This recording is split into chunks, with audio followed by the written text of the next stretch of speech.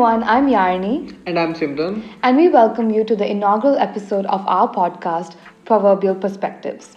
We're thrilled to kick off this journey with you, where we'll be exploring the timeless wisdom found in Proverbs. That's right, Yarini. Our podcast is not just about proverbs, it's about the stories they tell and the lessons they hold. We want to bridge the gap between these timeless expressions of wisdom and the hustle and bustle of contemporary life. And speaking of bridging gaps, let's introduce ourselves. I'm Yarni, a fifth year medical student, and with me I have the very talented Simran, who is a final year computer science student. Together, we hope to embark on this wisdom filled journey, merging our diverse perspectives. Our inspiration for this podcast comes from a shared desire to make these age old proverbs accessible and relatable. They carry profound meanings, often overlooked, and we want to bring them to life through real life stories. Absolutely. How many times would we have heard people using these proverbs in our everyday lives and not really knowing what's the meaning behind them? We believe in the timeless power of storytelling, and that's why we are here to share technical, philosophical, and diverse knowledge anchored by proverbs. That's right. And for our first episodes, we're diving into the proverb make hay while the sun shines. A classic reminder to seize opportunities when they present themselves. As students, this proverb holds particular relevance, doesn't it? Absolutely. Whether it's pursuing educational opportunities, internships, or extracurricular activities, it's vital for us to make the most of our time while we are here at university and while the opportunities are presenting themselves. University life is a unique phase filled with diverse opportunities, and the proverb make hay while the sun shines perfectly encapsulates the essence of maximizing these moments. As students, our time here is limited, much like the sun shining for a finite period. Exactly. The proverb encourages us to be proactive and make most of the time in university. Just like hay must be harvested while the sun is shining to ensure its quality, we should seize educational and personal growth opportunities while they arise. And it's not just about the academics. Extracurricular activities, internships, part time jobs, networking events are all part of the fertile ground for personal and professional development. By taking advantage of these opportunities, we can build a strong foundation for our future careers.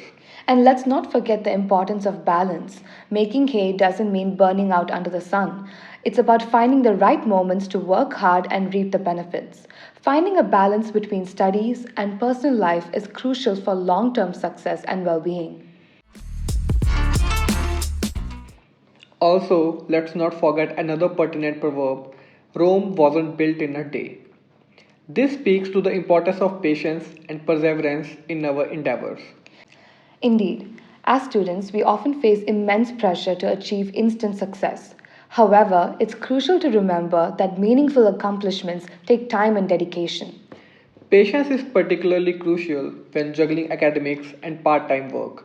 Many students take up part time jobs to support themselves financially. It's essential to understand that career paths unfold over time and acquiring skills and experience is a gradual journey. That's really true, Simran. Part time work not only helps financially but also provides practical skills that can complement our academic knowledge. However, instant success in professional realm is rare. The proverb reminds us that building a successful career, like Rome, takes time, persistence, and a solid foundation. Definitely, Yarini. And speaking of Rome, there's another proverb that comes to my mind: when in Rome, do as the Romans do. Ah, yes, that proverb encourages adaptability and open mindedness, especially for international students navigating new cultural landscapes. Absolutely.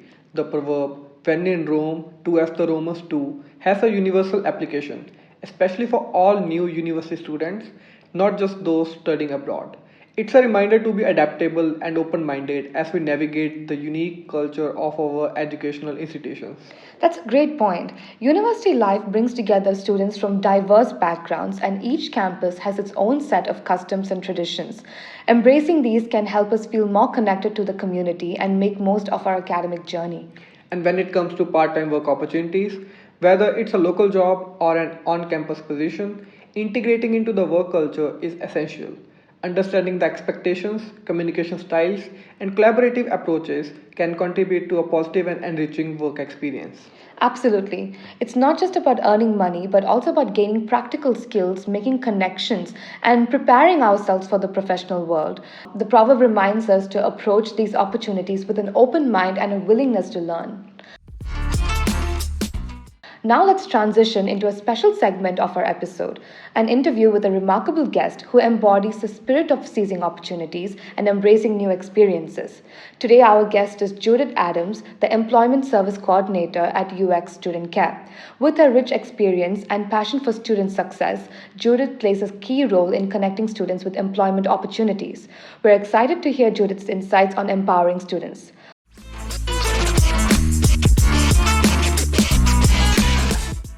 Can we just hear more about you and what your services are in the university?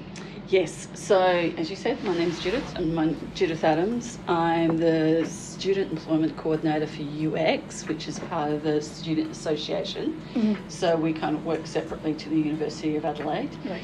My role is specifically around helping students look for casual work while they're studying. So there are other services out there within the university, which is part of Career Services, and they focus on assisting students with graduate, career, internships, things like that. So my role is specifically around assisting students, domestic and international, around looking for casual work and how to kind of start up with resumes and things and looking at ways of upskilling. So that's what I do. All right, sure. And roughly how many students would you say you're entertaining right now in terms of work? We've just actually started because it's a bit quiet at the beginning in January, February, and then as of week, as of Monday, we start getting inundated.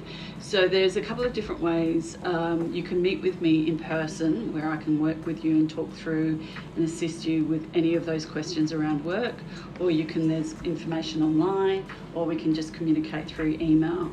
So over the year, we easily talk to more than 400 students. Wow. In various different ways. Okay. I also only work part-time, so I only work 3 days a week, so there's a limitation on that as well. But we try and look, and we also try and engage with students as best we can. So I meet students in person, mm-hmm. but as we cover all 3 campuses, I also meet students via Zoom as well. Great. So that's what we do. And we're always looking at different ways of assisting students as well. Right. And as a student employment advisor, how do you counsel students to navigate the journey of balancing work and academic opportunities, considering the notion Rome wasn't built in a day? That's one of the proverbs we're using today. Yeah. Yeah. No, that's a good question. Rome wasn't built in a day. And a lot of students, and once again, these are all students, they often come to university maybe the first time, or they've had a previous degree and things. So a lot of students come to the university and come to me, have different experiences, different backgrounds. One of the big things for any student, if they're studying their university degree, is really understanding the capacity they have to work part-time. A lot of people get really excited because they might see their calendar or schedule for their university degree and think they've got a lot of time. And so they really don't understand about factoring in their learning, their writing essays, their exams and things. And what can happen is if students don't really understand their timetable and the demands on them to study, they can actually start getting really pressured, especially near the end of term or semester, is because they've taken on this responsibility of work, but they've also got the pressures of university. Yeah. And that's a really big thing we talk to with students at the beginning of the year, is to really get a really good understanding. A lot of people, especially if they're coming in from overseas, they land in Adelaide a couple of weeks before university, they want to get out, they want to get a job, all these things. And I understand their perspective, but at the same time, it's like, no, before you do that, you really need to understand what it is to study at the University of Adelaide, whatever your degree is, because that's another thing. There's no cookie cutter approach. Every degree is very different. Every demand on that degree is different. Some degrees require, weekly tests, all this type of thing. So a student really needs to understand that first, and that's a really important thing we discuss. And so I always suggest that once people have kind of studied for a couple of weeks, started to get into a flow, starting to understand what the expectation is of their time, then they can actually look for work that's appropriate for them. Right. Because once again, some students say, I've got Friday off, and so I can work Friday. And it's like, well, no, you can't, because suddenly you realise you've got these papers or you've got these tests and all these different things. So they really do then have to kind of understand, okay, so what's my real availability?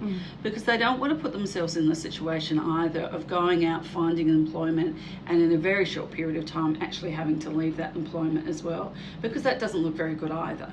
So this is one of the big things actually, is to understand your capacity, get the feel of the place where you're studying at the university.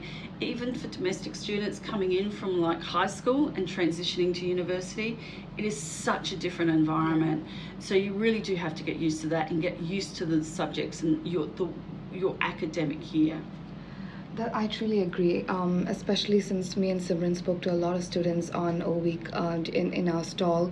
I think we met a lot of students who are very enthusiastic and very eager to want to branch out and explore new opportunities, especially with work, because you're now adults. But a lot of them, especially the international students, you're not familiar to the environment, you don't know how things work, and it's so comforting to know that there is someone in the university who can offer help and counseling and just support to these people. And that's really what I see my role as. It is not, we don't actually find jobs for you. What we do is, as you said, we counsel, we work with students. Each student is different. There are, of course, many similarities and things like that. But that's why it's also important to meet with students one-on-one, is because I can then talk to them about their particular position and their particular pressures, and actually kind of then sit through, and as what we're doing right now, have a chat to them about the broader picture and how it all kind of works in together. Because talking about work-life balance, this is about study, and study is the most important thing that you need to put in first. Then the second of that is looking at work, of course, but there is also a need to be some downtime around mental health, because especially at the beginning of the year, you're excited, you've got all these plans, you've got these visions. Once you get studying, reality is a little bit different, timeline's a little bit different, the pressures are very, very different. You start learning about yourself as well in a very different environment. And so you need to be flexible and understanding and realise this is a really learning curve for you as well. And so bringing that enthusiasm, as you said, to going, I want to get a job, that's not really the most important thing. I understand the financial pressures. There's a huge issue around financial pressures now. So I'm not dismissing that at all. What we're trying to do is create an environment so it's the best situation for you, because a really big thing for university students is making sure you've got really strong mental health processes. And so this is part of that as well. All right, sure. And in your experience, how do you find students have successfully balanced both these aspects, study and work? Are there any particular skills that you've noticed that these people possess that they should develop?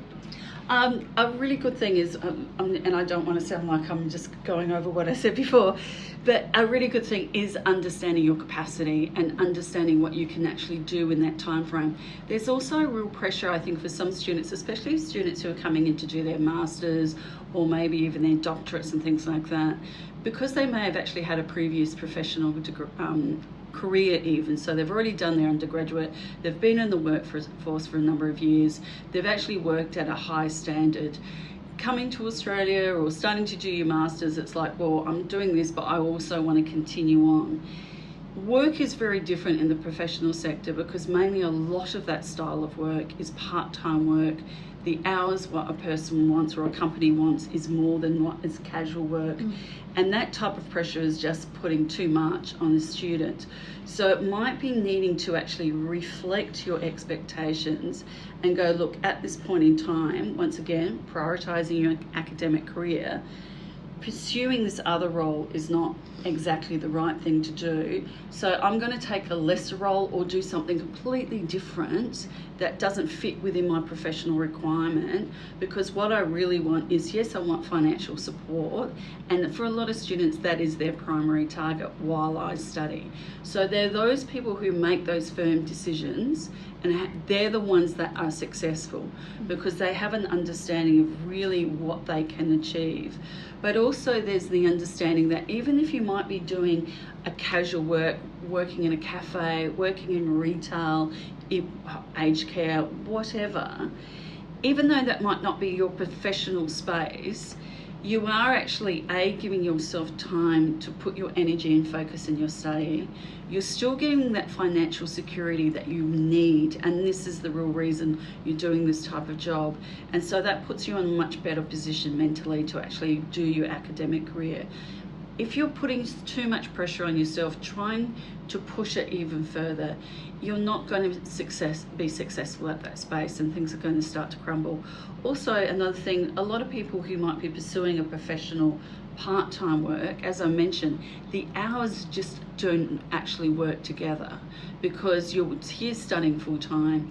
Once again, even though you might not have a lot of contact hours, maybe if you're doing your master's, you've still got your thesis, whatever your structure of your degree is. And so doing part-time work might not fit within that requirement as well.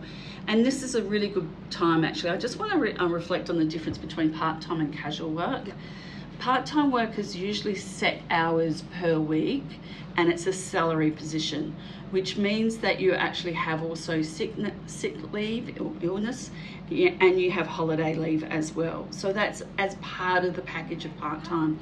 But also the thing with part-time, more often or not, they are those set hours, and they usually are Monday to Friday.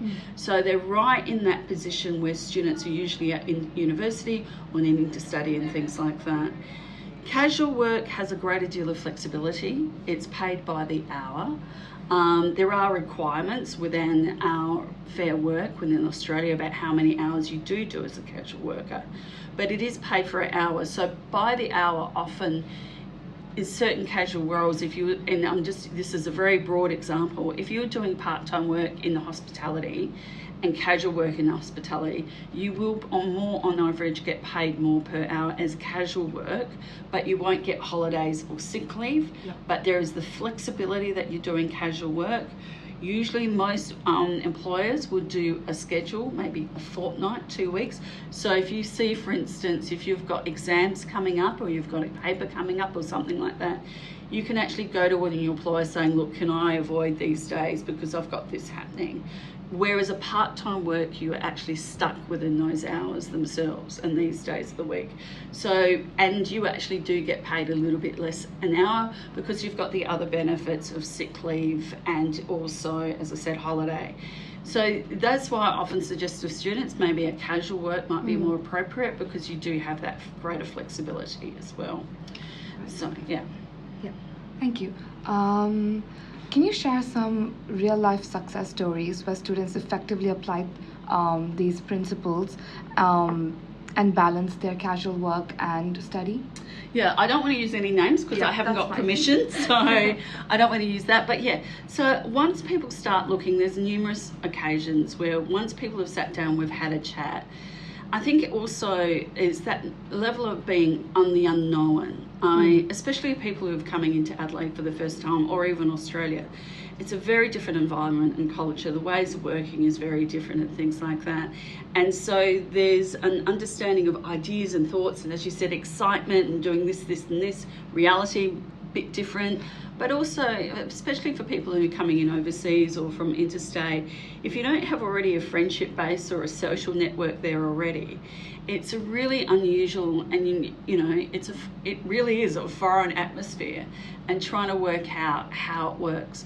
So a lot of my work and where the success has been is just sitting with students like we're doing right now and having a chat and giving a little bit of understanding and what's actually out there so they're better prepared. And so a lot of students students will then, once they've restructured their resume as well, because that's another thing too, is the way you approach looking for work here is very different from other places. And so once we give you those strategies, many students have then gone off, restructured their resumes, reassessed their timetable and their capability and what they're looking for, and then gone searched and been successful in those searches, which is really great. Okay, there's also another issue with resumes that people should be aware with. With a lot of companies, their algorithms and things like that, that's built into their system, which actually reads the resume first. Okay. So even before there are human eyes to it, you've got something that's already reading your resume. And that's why it's really crucial about making sure it's written for the job you're applying for, because it's been structured and well to pick up keywords. Another thing is, it's pretty clear as well that putting your resume in columns can cause complications because it doesn't read it properly, because it goes left to right. Mm-hmm. So a more straightforward looking resume is the best structured, the best way to go, especially for the larger companies where because they're being inundated with resumes, they're using this software first to get through, and then it goes to human eyes. So that's why it's also really important to write your resume to that job advert, but also to make sure it's just in a normal A4 size. It's not columns or fancy with pictures and things like that. That is great if you can hand it to someone directly, but if you're going online, that does cause issues.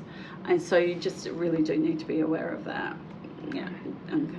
And what about having reference letters and those That's things? a really good thing.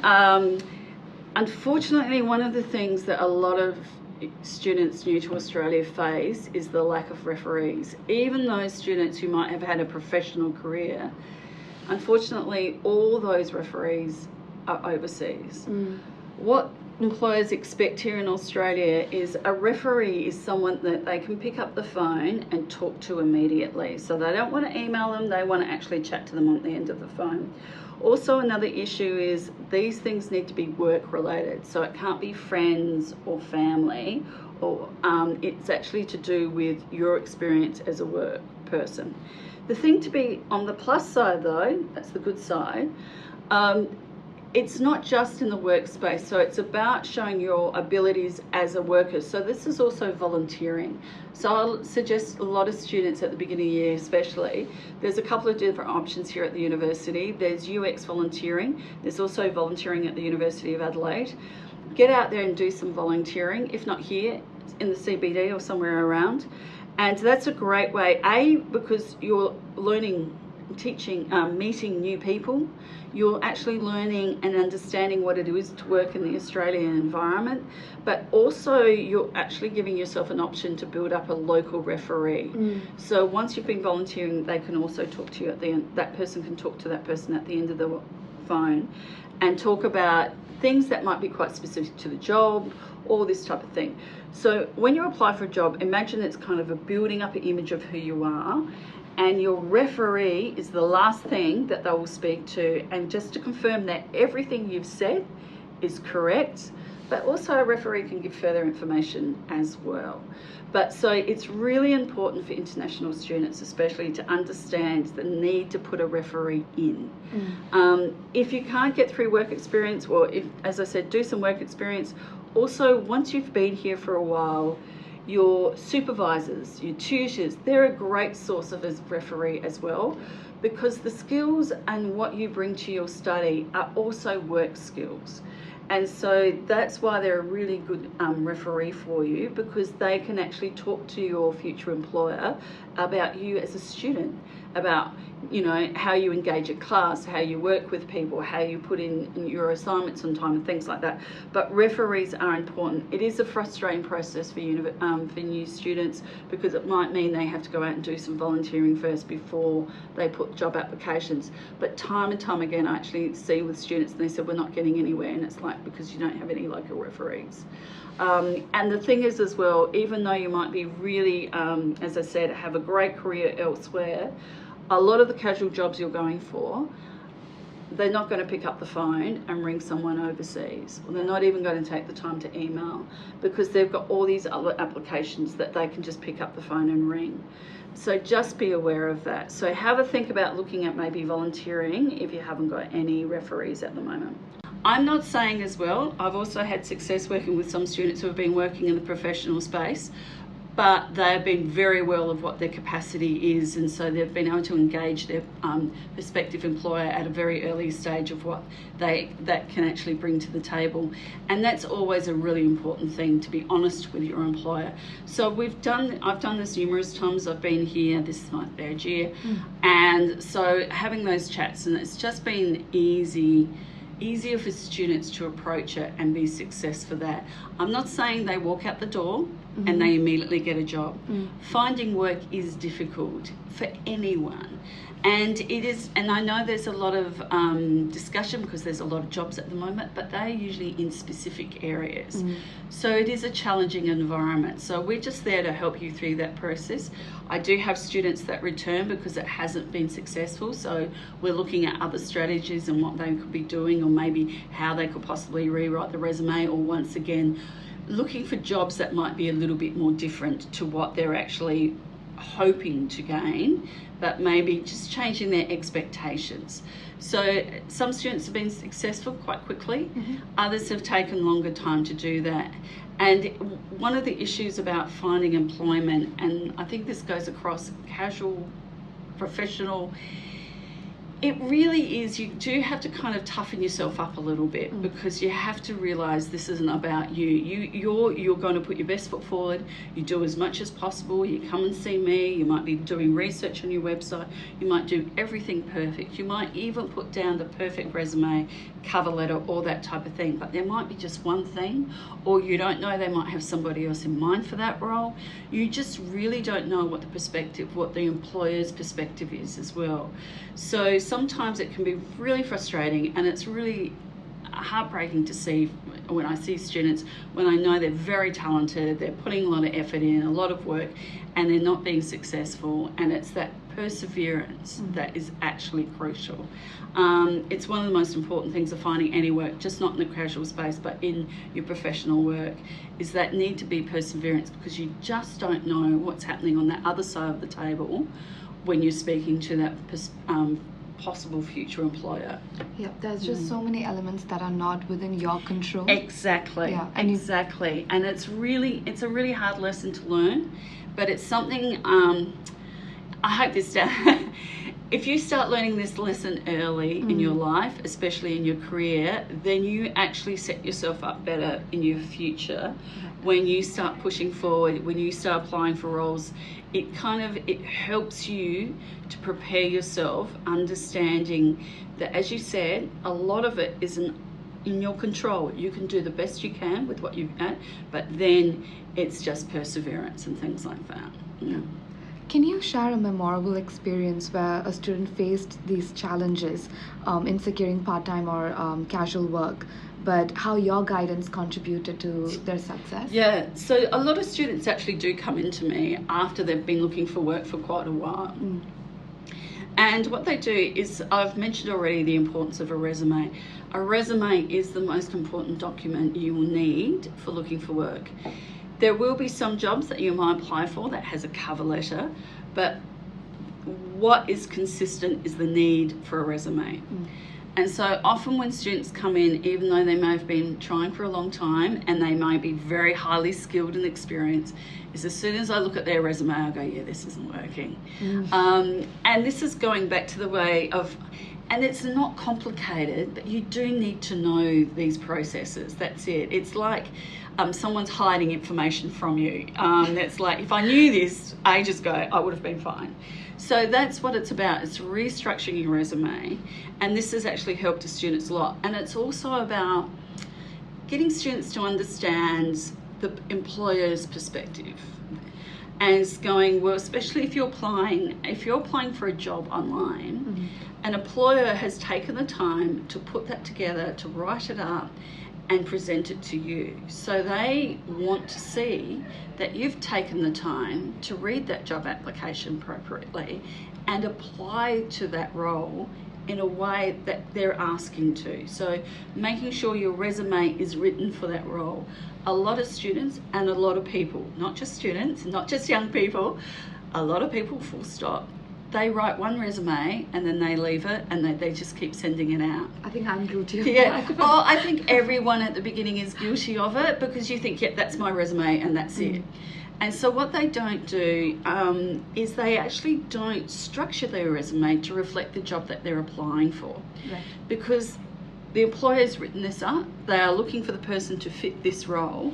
So they want to see that that the person who's applying for that role has actually taken the time to write the resume or cover letter or so forth to the job, specifically that job vacancy. It's also about, a lot of employers are facing a lot of people coming in saying yes, so they could get hundreds of applications and things like that. So employers actually have a very short period of time to actually look at these things.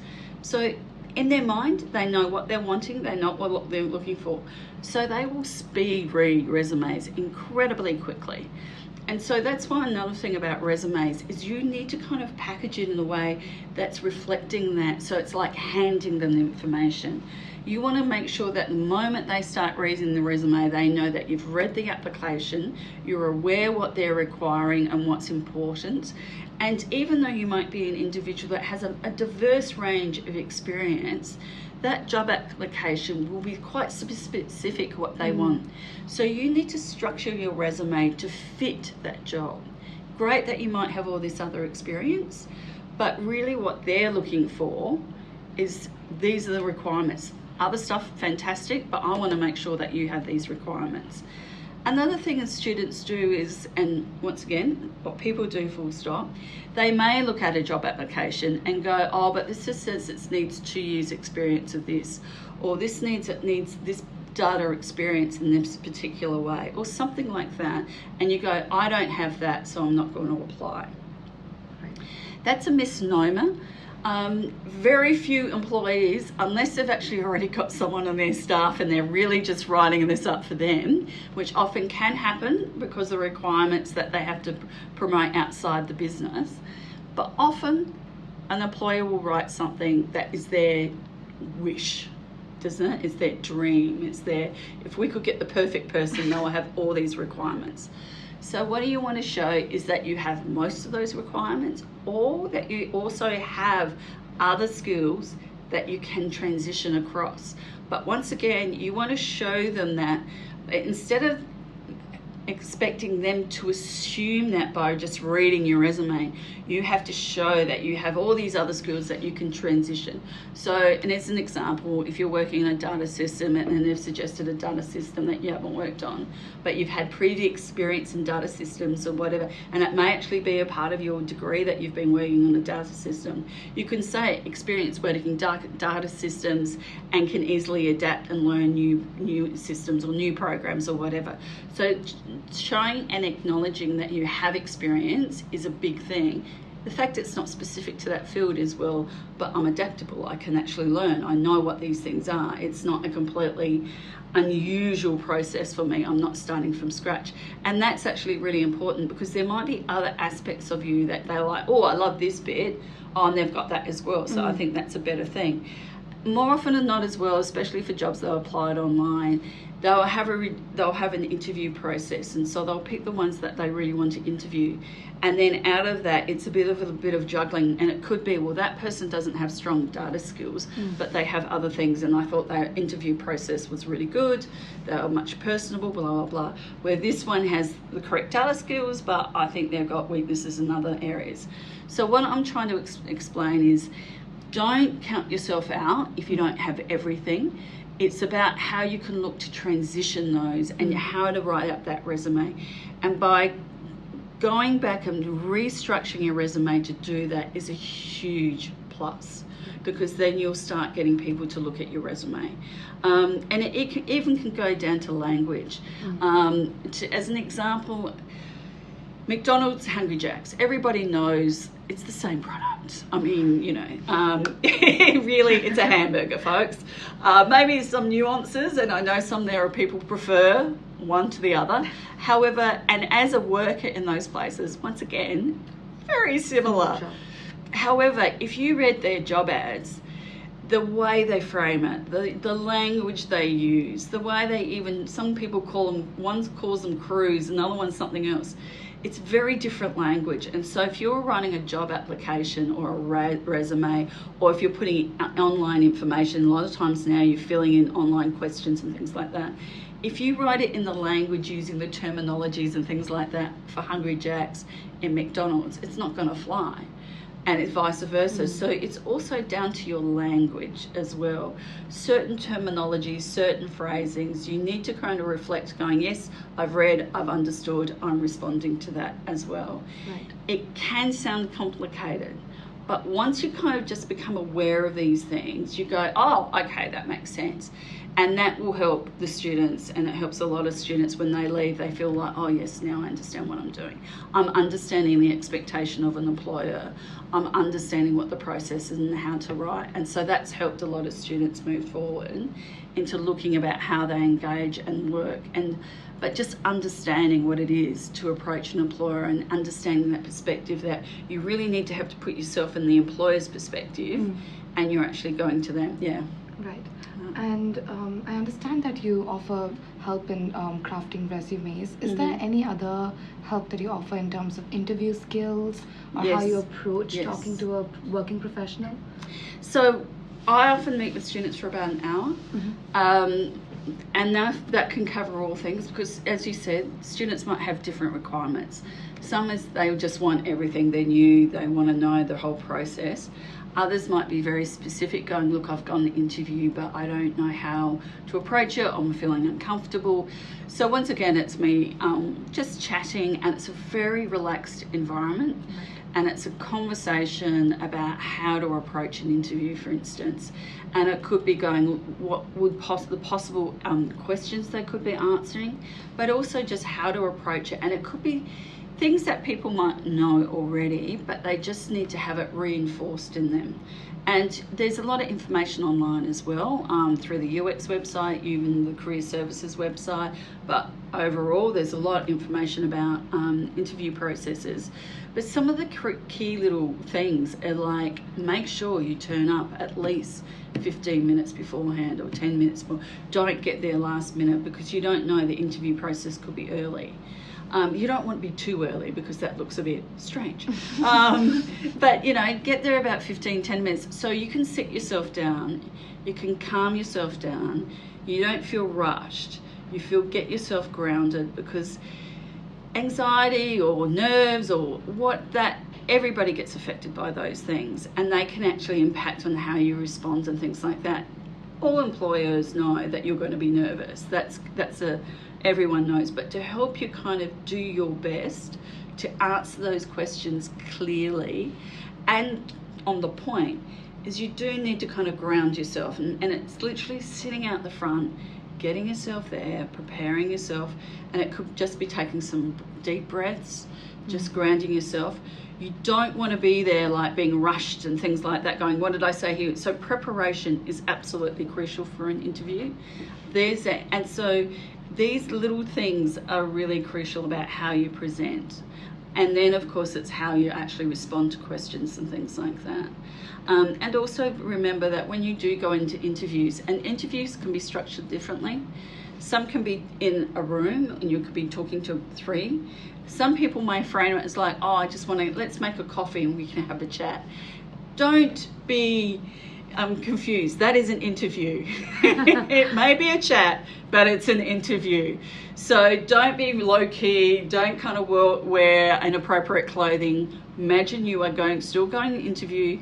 It's just going to be a coffee, and it's going to be a little bit more easygoing. However, you still need to prepare. Okay. So there's lots of things. I also do cover letters. I also assist students, for instance, in regards to just maybe even directing them to other institutions or assistants, because they might have a question around fair work or things like that, work practices and things. Yeah. I do not assist students around work practices. I can direct them to like Fair Work in particular. They will help you out with what particular salary or what your casual work rate is and things like that. In regards to if you're having an issue with your employer, Fair Work is the place to go. There's also Women's Working Centre here in South Australia, which is a great area of assistance. So I can actually help you to direct you where you can go if you are having an issue or if you have some questions on that. I was just going to ask you about that. So I think a lot of the students are not aware of all the multiple services that are available within the university for them to access. Are there any adjacent services that you work with regarding employment or just student welfare in general that the students might be interested in knowing? Yeah, exactly. So there's a few. Well, we're here on level 8 in the Hughes building. So I'm up here and I work in the student care office. So we already flagged the issue about financial difficulty and things like that.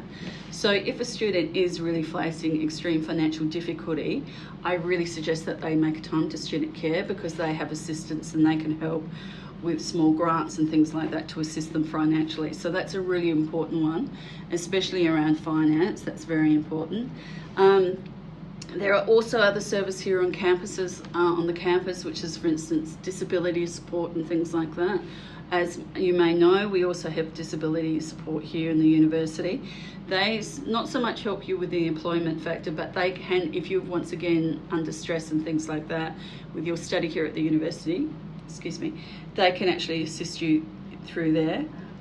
There's also disability support for professional students, but you talk to career services. And this is another thing where I would also suggest with the career services, because a lot of students want to come to me, as I mentioned before, for casual work, but they also want to do internships, look at graduate works and things like that. Career services is a really important part of university. They help you in a lot of areas, especially around internships, graduate.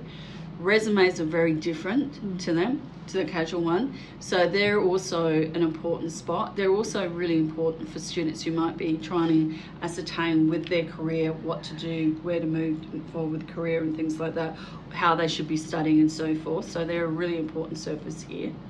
Then there's supports external to the university itself. If you're an international student, a really good service is Study Adelaide, which a lot of international students know about. They have a really excellent website that helps students on a whole number of different areas in life, including looking for casual work. There's a lot of information on there. There's resume templates as well, but they'll also go quite specifically into the issues that international students are facing. And they also have information about if you're once again having problems with an employer. On top of that, then we take outside, if you, as I mentioned before, if there is a requirement where you've been unfairly treated, and it's not just about finances, it could be around, because I think a lot of people who are coming to Australia need to be aware that as a worker, it doesn't matter what visa, if you're on the international student visa, your rights in the workplace are the same as any other Australian. So, and it's an unfortunate situation. There are some employers out in Australia which are not good, and they might take advantage and see international students as vulnerable and try and take advantage. They might even use things going, well, I can impact on your visas and all this type of thing. None of that is true. In fact, by putting themselves in that situation, you can easily go to Fair Work and put a complaint in for them. They have no employer has a power over visa, is an international student visa. You can even, if it's a student is being intimidated by an employer and things like that, please talk to Fair Work. And even if in regards, because there is a situation where some students are actually being forced to being paid under the table, which means you don't get paid tax and things like that. And because of that, they feel intimidated to go and talk to someone. Don't feel like that situation, because people are aware that you're in the vulnerable situation, and the terms of your employment will be very poor, because still some students are being paid $10 an hour. They've been told to work ridiculous hours and all that type of thing. Don't feel like you've been pressured into a corner. There are people you can speak to. And as I mentioned, Fair Work's a really good one. We also have the Women's Working Centre here in South Australia. So don't feel uncomfortable in your roles. And people are very aware of the pressures that students are facing, and especially international students are facing, and how vulnerable they are. So there are plenty of people out there to help and assist in things like that. Right. Mm-hmm. All right. And to conclude, what would you say is the most rewarding part of your job?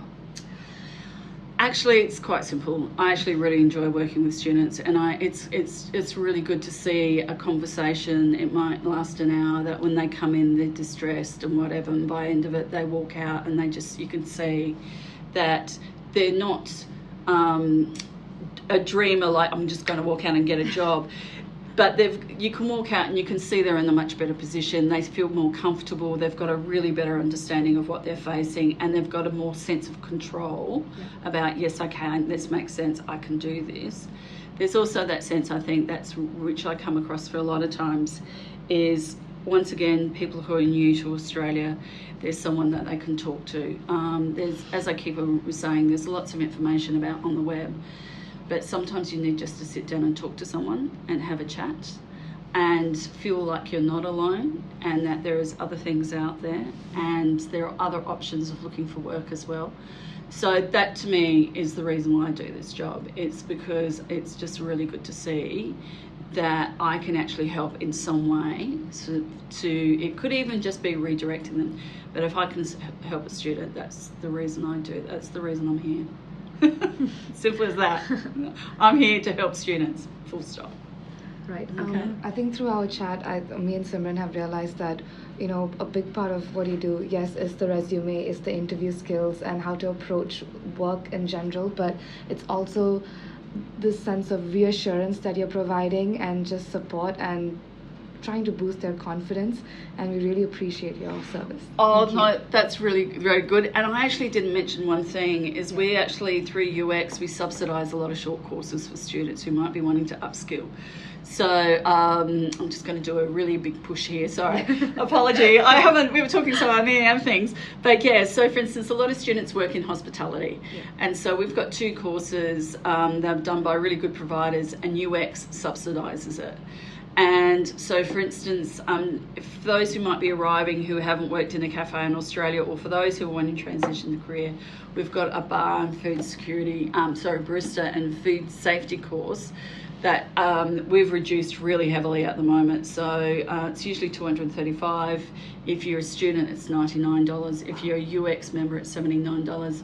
It's an all-day course that's been run by a really good course provider very close to the North Terrace campus. So we have that going. We also have RSA. For students who are not aware, if you're working in an area that's got alcohol, so it could be a cafe, wine shop, bottle-o, blah, blah, blah, you need what's called a responsible service of alcohol, an RSA. And so we have that online, we have that promoted. Ours is a little different. It is an online course, but it has a context of it where you actually do face-to-face through a webinar. So international students are able to do that course. That one's usually $80 at the moment. For a university member, it's $35. For a UX member, it's $20. And then we've also got some first aid courses running as well, because a lot of students need that for their coursework. Some need it for casual work, some need it for that as well. So we have that heavily reduced too. And they're really good. And we get people to come into the university to do that. We've got another first aid course actually happening in Roseworthy, and there was another first aid course that's going to be happening in Wake later in the year. But we're going to have 3 in semester 1 here in the North Terrace campus. So we do that as well to help students upskill themselves, or as we said with the RSA, if you're looking for work in alcohol, with alcohol around, you have to have that. So that's other ways that we can help support. And then there's also our website that has jobs for students as well. But in regards to meeting me personally, it's a chat.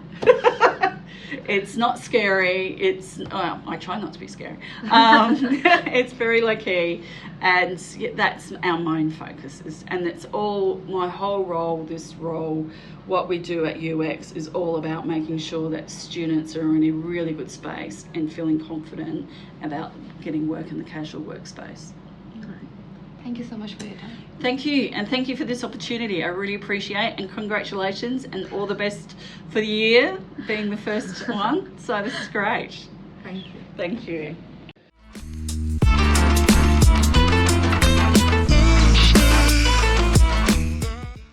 Thanks for tuning in to our inaugural episode of Proverbial Perspectives.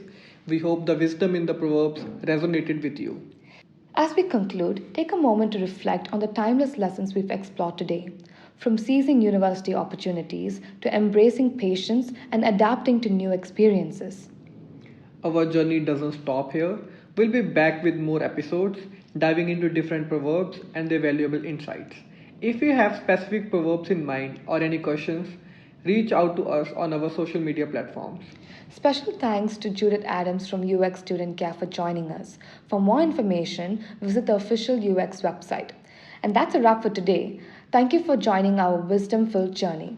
Until next time, make the most of every moment, and we'll catch you in the next episode of Proverbial Perspectives. Signing off is Yazhini and Simran. Take care.